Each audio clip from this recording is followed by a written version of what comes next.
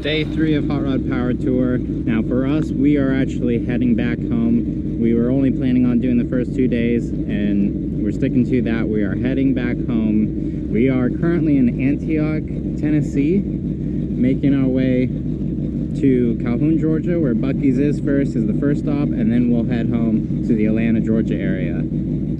Got it warming up right now. After going through the carburetor yesterday, the choke is all out of whack, so it's running a little funny. It's not properly set like it was before, like I had it dialed, so dealing with it. Let's go get some gas, then we'll get on the road.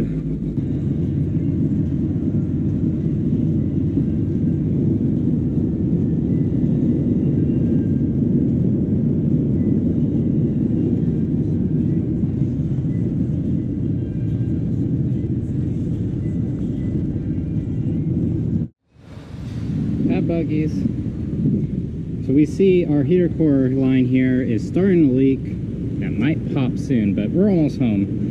And then I just added some oil because we're just below the minimum line, so it's starting to actually burn some more oil. We burned about half a quart, maybe a full quart, in 125 miles or so. So it's starting to burn some more oil. This engine's starting to be a little bit more worn out, but that's okay. We're almost home. It's not leaking gas anymore. It idled just fine getting in here. We got in here just fine. So let's keep running the AC, keep going back home. After about 2.5 hours, we got to Buc-ee's. Now we have another 2 hours back home. We're avoiding highways because we're trying to avoid that Atlanta traffic. And by the time we get into Atlanta, it will be the going from home traffic, so it's not going to get any better. So we're going to take a long way and hopefully avoid that traffic. We got the AC on max, and hopefully it starts getting chilly in here. We have made it home. After 6 hours, that's including the stops and whatnot, we are finally home. And it's still running. Now, it did start coughing on me on the way home, like once we got within 20 minutes. I don't know what that's all about. It sounds ignition related. It smelled like fuel, but I don't know. The carburetor could still be having issues because I know it needs a proper gone through. The parts store carburetor kits just don't work for this. It's idled up because I turned it up when we were in Lebanon. But it still revs just fine. Does pretty well. So we did the drive.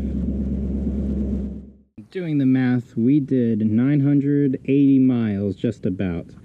So we basically did a 1,000-mile round trip, road trip, and that was a lot of driving, especially for me. I don't really drive all that much, but we put some miles down and we kind of found some weaknesses, and we found some good things, like the AC absolutely works. The retrofit to 134A is perfectly fine. There's no issues. It could be colder, cooler, whatnot, but it's fine. It's tolerable, and it makes it so much better than no AC. The tint was nice, but otherwise, having cup holders, that's nice. Like I said, the Bluetooth speaker started acting up, so we bought a Bluetooth speaker to add up there. And the 3-speed Turbo 350 transmission, it works.